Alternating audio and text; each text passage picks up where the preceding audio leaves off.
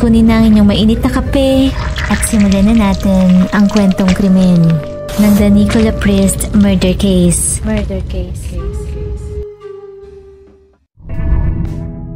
August 9, 2020, nakatanggap ang UK Police ng tawag ukol sa natagpo ang walang malay na bata sa isang apartment.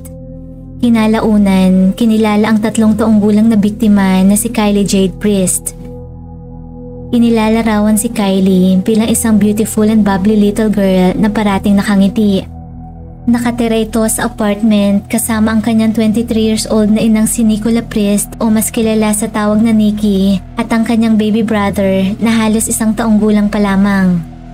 Bagamat sa kasamaang palad, ilang minuto lamang ang lumipas, agad ring binawian ng buhay ang masmos na si Kylie. Ayon sa isa sa mga rumisponde, nag-hysterical si Nikki habang pinapanood ng mga paramedics sa pagsalba ng buhay ng anak nito. Nang matagpuan ng biktimang si Kylie, nakasuot ito ng pink pajama at asul na shorts. Nang simula ng pag-revive kay Kylie, agad na napunan ng mga ito ang isang nakakagulat na bagay. Malinaw na ilang oras nang patay si Kylie. Matigas na ang katawan nito at kulay ube ng kanyang labi. Nang mga panahong yon, naroon rin sa apartment ang boyfriend ni Nikki na si Callum Redfern. Ayon kay Nikki, bandang alas 7 ng gabi nang patulugin nila ito sa kanyang higaan. Subalit dagdag nito, mataas ang lagnat noon ni Kylie. At pagising umano nito kinabukasan, bandang alas 10 ng umaga, hindi na nagre-respond si Kylie. Kaya naman dali-dali niya itong inilapag sa sahig upang mag-perform ng CPR. Isiniwalat rin ni Nikki na 2 linggo bago ang insidenteng yon, nahulog rin si Kylie sa lamesa kung saan tumama sa semento ang ulo nito bagamat wala naman umano itong tinamong injuries. Ayon sa paramedics report, nakasaad na nagsuka si Kylie nang mahulog ito ngunit bukod rito wala itong tinamong anumang injuries. Ngunit nang suriin na ng paramedics ang katawan ni Kylie, hindi ito tugma sa istorya ng nanay nitong si Nikki. Nang tanggalin ang pang-itaas nito, bumungad sa mga ito ang mga marka ng pasa sa dibdib at katawan ng bata. Samantala, sa kanilang pagmamasid, napuna ng mga ito ang mga weirdong bagay sa kwarto ni Kylie. Maliit ang kwarto nito na mayroon lamang isang maruming mattress. Walang bedsheet man lamang o kumot at wala rin itong kortina. Malayo ito sa nararapat na anyo ng kwarto ng isang 3 taong gulang na paslit. Dahil sa mga nakakabahalang nadiskubre, kumpiyansa ang paramedics na mayroong hindi tama. Kaya naman noon dinala si Nikki at ang boyfriend nitong si Callum sa pulisya upang questionin. At doon na nabulgar ang katotohanan sa sinapit ng walang kamuwang-muwang na si Kylie. Ayon sa investigasyon, si Nikki ay isang very active TikTok user. Bago ang kamatayan ni Kylie, ilang videos pa ng mag-ina ang nakita sa account nito. Sa social media, ang pinapakitang imahe ni Nikki ay isang loving and caring mom. Ngunit sa likod ng kamera, malayong-malayo ang totoong nangyayari sa loob ng kanilang tahanan. Habang patuloy ang investigasyon, patuloy rin ang pagpapanggap ni Nikki sa TikTok. Nag-post ito ng isang tribute video para sa kanyang pumanaw na anak na may caption na RIP my baby. Sa isa pang video, makikita naman na umiiyak ito habang nagli-lip-sync sa lyrics ng kantang To My Parents. Subalit makalipas lamang ang isang araw, halos parang walang nangyari. Bumalik na muli si Nikki sa kanyang mga dating uri ng post. Gaya ng video nito na sumasayaw na may caption na way too serious, kalakip ang isang humahalakhak na emoji. At sa isa pang video, makikita naman si Nikki habang ipinagmamalaki ang kanyang bagong makeup. May caption ito na love my makeup purchase, everything goes perfect. Noong katapusan ng September 2020, nakalap ng mga investigador ang sapat na ebidensya upang arestuhin sina Nikki at Callum para sa kasong murder. Ayon sa autopsy ni Kylie, namatay ito sanhi ng injury sa kanyang dibdib at tiyan na tugma sa panununtok, paninipa at pag-apak. Ilan sa mga pinsala nito ay nagpapakita ng senyales na halos pagaling na pinaniniwala ang natamo nito 2 weeks na ang nakakalipas bago pa man ito pumanaw. Malinaw mula sa mga impormasyong ito na si Kylie ay biktima ng pisikal na pang-aabuso. Ayon sa experts, maihahalin tulad ito sa pagbangga ng sasakyan na may bilis na 40 miles per hour o kaya naman ay sa pagbagsak sa 3 palapag ng building. Samantala, pawang itinanggi naman ni Nikki at Callum ang alegasyon ng murder. Bagamat nagturuan ito sa kung sino sa kanilang dalawa ang nangaabuso kay Kylie. Ngunit sa trial noong June 2021, nabulgar ang mga aktwal na detalye kung paano tratuhin ang magkasintahan si Kylie. Napag-alaman na bago pa man mag-date si Nikki at Callum, may nauna na itong boyfriend na kinilalang si Dan. Itinuring ni Dan na sariling anak si Kylie. Sa kanilang pagsasama, napuna ni Dan ang mga pasa ni Kylie. Bagamat ipinagpapalagay nito noon na posibleng nakuha niya lamang ito sa kakulitan.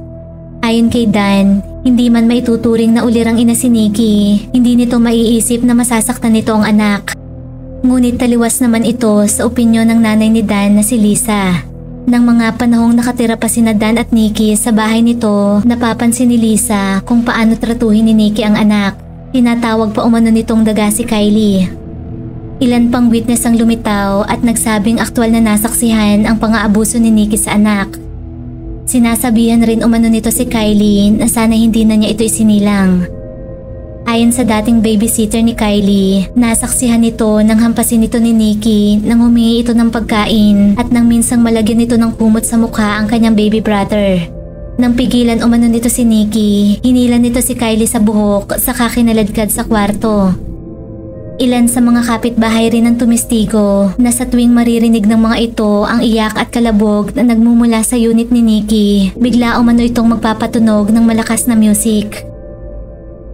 Napag-alaman rin na bago ang kamatayan ni Kylie, 3 buwan pa lamang nagde-date sina Nikki at Callum. Gayunpaman, handa si Nikki na gawin ang lahat para sa nobyo. Katunayan, binilan niya ito ng BMW kahit pabaon ito sa utang. At sa kabila ng pananakit ni Callum, hindi ito mapakawalan ni Nikki dahil mahal na mahal niya ito. Isa pa sa ikinagulat ng lahat nang basahin sa korte ang makapanindig balahibong palitan ng mensahe ni Nikki at Callum. Naglalaman ito ng kanilang sabuatan sa planong pang-aabuso kay Kylie. Sa isang text ni Nikki na sinend kay Callum, papatayin nito si Kylie dahil panay alis ito ng sala at pumupunta sa kusina. Kaya naman umano sinampal niya ito ng lampin. At sagot naman ni Callum, bigyan niya umano ito ng isa pang sampal para sa kanya. At ang tugon ni Nikki, I will, babe. Makalipas ang 3 araw, nag-text naman si Callum at sinabing nais na nitong mawala si Kylie dahil hindi na niya ito matiis pa. Samantala, ipinakita sa korte ang huling sandali ni Kylie bago ito mapaslang. Kuha ito nang magpunta ang mag-ina sa park ilang oras lamang bago ito mamatay. Makikita ang nakakahabag na si Kylie habang tila nagmamakaawa sa kanyang ina ng atensyon. Noon ay busy-busy si Nikki sa kanyang cellphone at panay tingin lamang sa kanyang itsura sa salamin. Malinaw na ipinapakita ng video na walang pakialam si Nikki kay Kylie. Nang bumaba ang mga ito sa elevator papasok ng apartment, iyon na ang huling kuha ni Kylie ng buhay. Ayon sa prosecutors, pinatay ni Nikki at Callum si Kylie nang makaabala ito sa pagtatalik ng dalawa. Mula sa court testimonies, bandang alas 7 noong August 18, 2020, inilagay sa higaan ni Nikki si Kylie upang patulugin nang sa gayon ay makapag-sex sila ni Callum. Bagamat gaya ng mga typical na bata sa kanyang edad, hindi ito agad natulog bagkus ay naglaro pa ito. At maya-maya pa nang magsimula itong umiyak, hindi na nakapagtimpi si Nikki at Callum. Doon na walang awang sinaktan ng dalawa si Kylie. Nang makita ni Nikki at Callum si Kylie na nagsusuka at nanghihina sanhi ng pambubugbog, hindi agad tumawag ang mga ito ng tulong. Kaya naman hindi na ito umabot pa ng buhay nang isugod kinalaunan sa ospital. Mula sa history ng pang-aabuso, autopsy findings, statements ng mga witness at text messages, nahatulan sina Nikki at Callum ng manslaughter at nasintensyahan ng 15 at 14 years na pagkakakulong.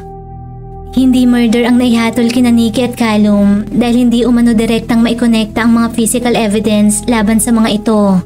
Marami ang naniniwala na hindi sapat ang parusa sa dalawa. Kaya naman nagkaroon ng online petition at campaigns upang makahikayat na magkaroon ng mas mabigat na punishment sa sino mang mananakit ng mga bata.